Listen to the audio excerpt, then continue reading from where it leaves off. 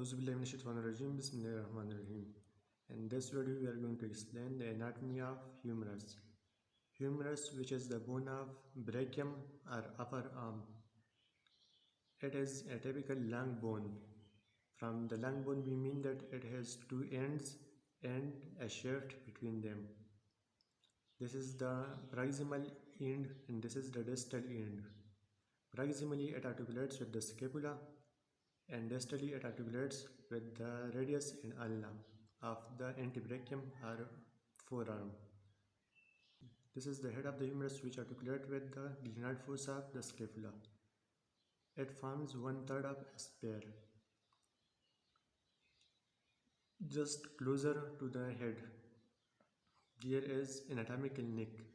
This is called the anatomical neck of the humerus. And distally, closer to the anatomical neck, there are two projections which are called tuberosity. The one is greater and the other is lesser.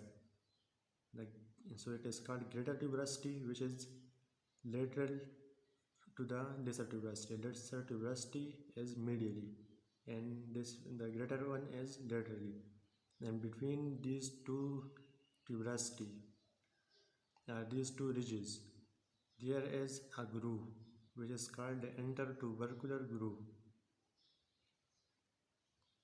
The greater tuberosity act as attachment site for three of the rotator cuff muscles. We have four rotator cuff muscles which form the rotator cuff around the shoulder joint. Three of the rotator cuff muscles are attached on the greater tuberosity, and only one is attached to the lesser tuberosity. The three muscles which are attached to a greater tuberosity are supraspinatus, infraspinatus, and teres minor, while the one which is attached to the lesser tuberosity is the subscapularis. These tubercles slowly disappear as we move distally and form the lips, the two lips of the intertubercular groove. Between is the intertubercular groove, and one lip is medially and the other is laterally. There are two lips, and on these lips are also the muscles attached.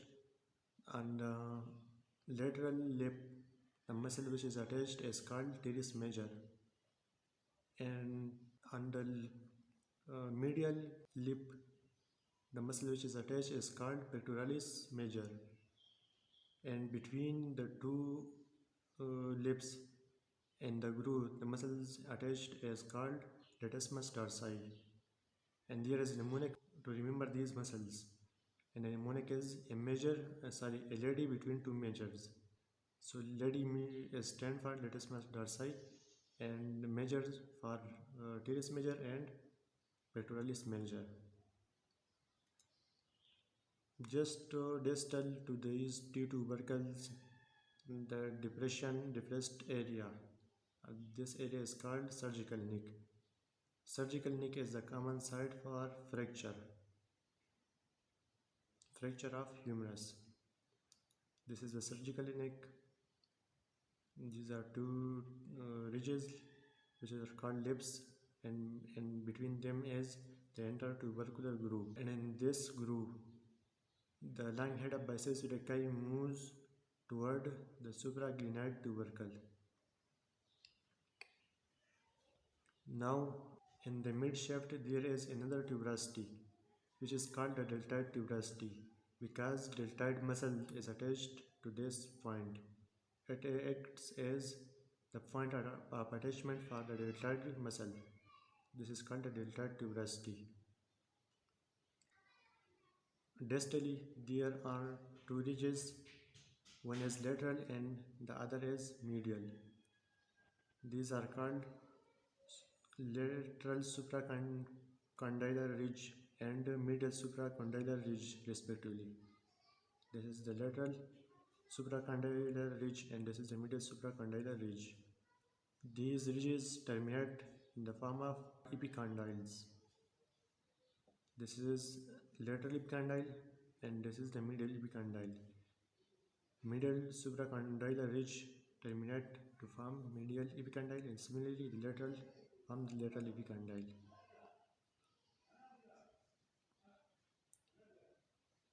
The distal end form articulation with the two bones of the forearm.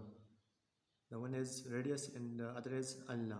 Ulna is medially to the radius. Radius is distally on the distal side.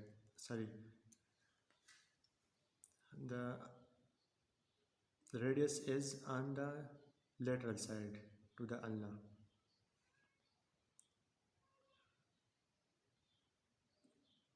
There is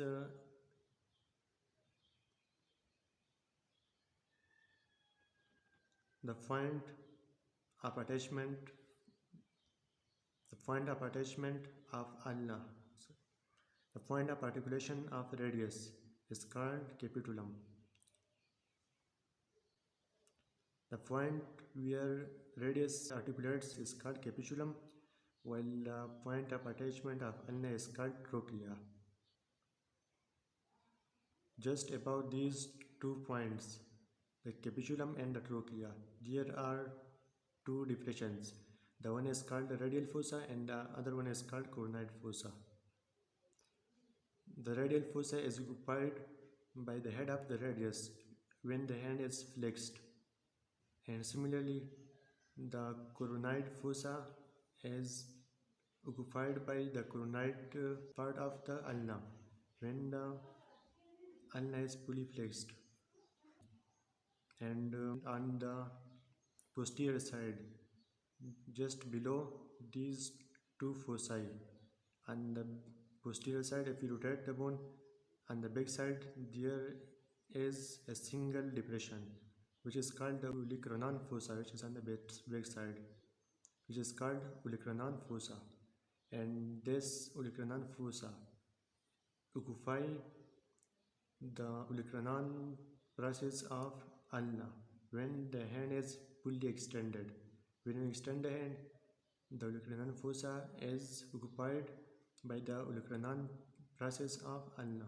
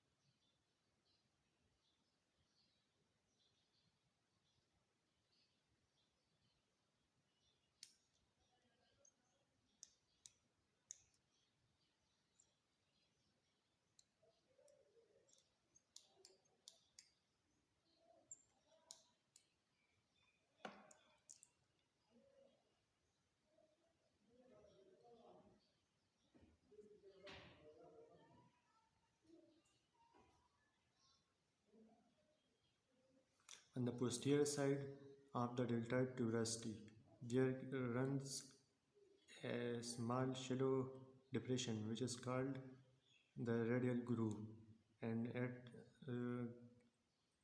goes on the back side like this and then comes anteriorly. It is between the deltoid tuberosity and the lateral epicondylar ridge. And this depression, which is called the radial groove or spiral groove, and this is where the radial nerve and profunda brachii artery passes. Now there are 2 muscles which are attached on the anterior side of the humerus. One is just above the spiral groove and one is just below the spiral groove. The spiral groove is between these 2 muscles. The muscles which originate or which is attached proximally to the spiral groove is called the Brachioradialis, and the one which is distally to the spiral groove is the Brachioradialis. From here the Brachioradialis muscle originates, and just above the spiral groove here is the Brachioradialis muscle attached, and it originates from the coracoid process of the scapula, so that's why it is called Brachioradialis. Brachia is the term used for the arm, and coraco is the term used for the coracoid. So this is the coracobrachialis muscle. This is the brachioradialis. Brachioradialis means that it originates from the brachium and attached to the radius. So this is the brachioradialis muscle attached here.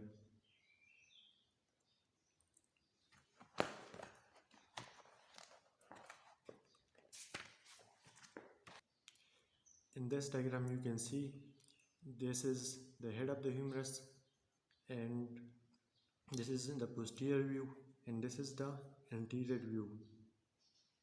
So the head of humerus is slightly posterior and lateral and attached to the glenoid fossa.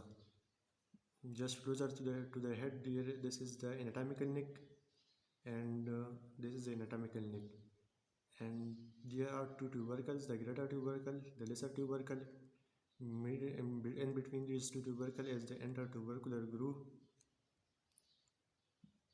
Three of the rotator cuff muscles attached to greater tubercle, which are supraspinatus, infraspinatus, and teres minor. One is attached to the lesser tubercle, which is the subscapularis. Further, you can see this is the infraspinatus, teres minor, and the supraspinatus, which are attached to a greater tubercle. Here are three muscles, which are two are attached to on the lips, and one is between the two lips. The mnemonic was a lady between two measures. So one measure is the teres major, another measure is the pectoralis major, and between these two is the latissimus dorsi. Deltoid tuberosity to the deltoid tuberosity, deltoid muscle is attached. Coracobrachialis is attached, and this is the attachment site for brachialis, and brachioradialis is attached here. This is the capitulum, this is the trochlear. Capitulum attachment site for the radius, trochlear for the ulna, radial fossa, and coronoid fossa, and on the back side there is olecranon fossa. This is the olecranon fossa on the back side. And also on the posterior side of the humerus, the two heads of triceps brachii. We already have discussed the long head of triceps brachii. We already have discussed the long head of triceps brachii, which was attached to the infraglenoid tubercle in the previous video.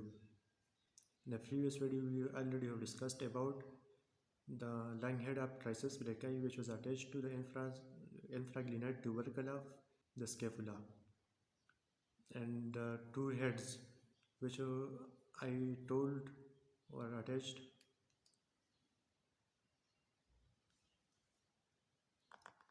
on the back or posterior side of the humerus. The triceps brachii is present, and we have discussed in the previous video already about the long head of triceps brachii, which was attached to the infraglenoid tubercle of the scapula. And the other two heads, the one is lateral head and the other is medial head. So the lateral head is attached here on the posterior side of the humerus, proximal to the deltoid tuberosity, and the medial head is just below the spiral groove, is distally attached to the humerus. So this is all about the humerus. Hope the video was helpful. Thank you for watching, and Allah Hafiz.